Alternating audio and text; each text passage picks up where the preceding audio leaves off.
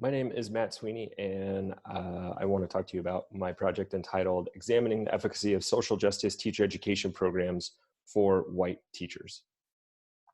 So I wanted to explore how teacher education programs that are rooted in social justice effectively prepared white teachers for racially, socially, and economically diverse students which await them.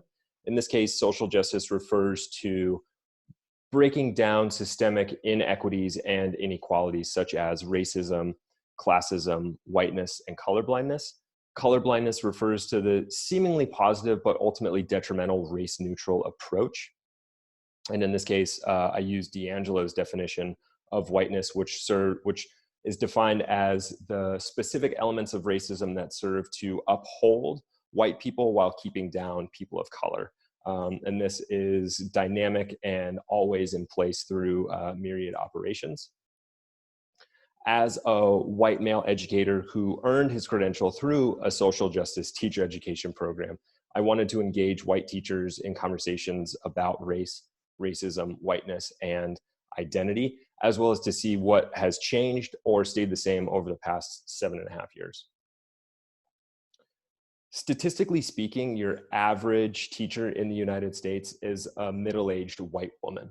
And looking at these numbers, we can see the huge gap between the student population and the representation in the teaching force.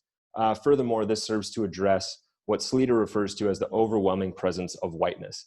You've got a mostly white faculty educating a mostly white student body with a mostly white curriculum that's more easily accessed by white students. So my main research question is, to what extent do teacher preparation programs rooted in social justice prepare white teachers for racially, socially, and economically diverse students? In order to address that main question, 3 sub-questions were developed, including discussing how the program addressed the whiteness of student teachers on an individual level, as well as other layers, how whiteness was confronted, and then lastly, how colorblindness was addressed. So this is a qualitative study that used convenience and snowball sampling. As a classroom teacher, I had access to a pretty large potential research participant pool. And in some cases, introductions were made from my faculty advisors. I was able to get 5 in-service research participants. Those are in-service teachers. And I was also able to get 2 teacher educators from a total of 3 teacher education programs here in the Bay Area. In most cases, I interviewed each participant for about an hour, then went home and transcribed that data. And then another data point was the readily available online information for these teacher education programs. Through these data points, I was using open coding methods to look for emerging patterns and developed 3 main categories of findings. These categories are broken up into subcategories in my written research. So the first category, nearly every teacher participant talked about how whiteness in some way either meant or was connected to privilege.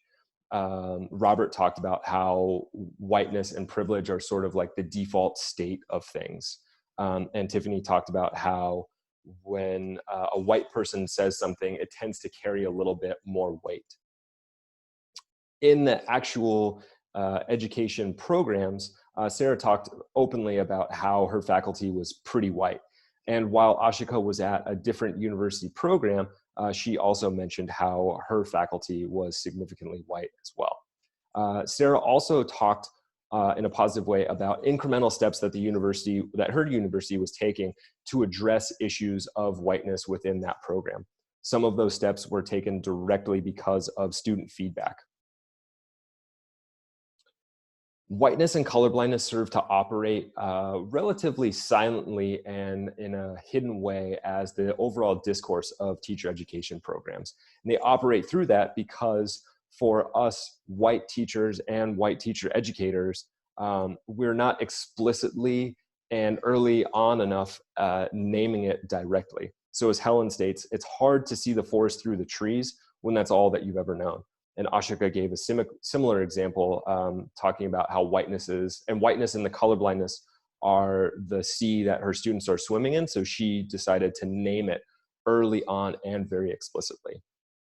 It's also really important to understand that this idea of social justice is not just about or for people of color, that a critical element is white teachers and white faculty and the role that they play. And that's what Sarah's talking about right here.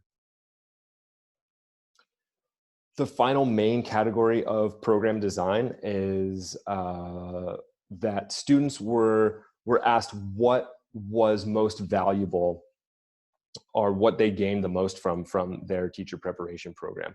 And many teacher participants, as well as faculty participants, talked about how student teaching is perhaps the most valuable. That's where student teachers are able to take theories that they learn from the classroom and implement them into their own mentor teacher's classroom in their classroom in a safe and comfortable environment where students are able to take risks and try and fail and then try again.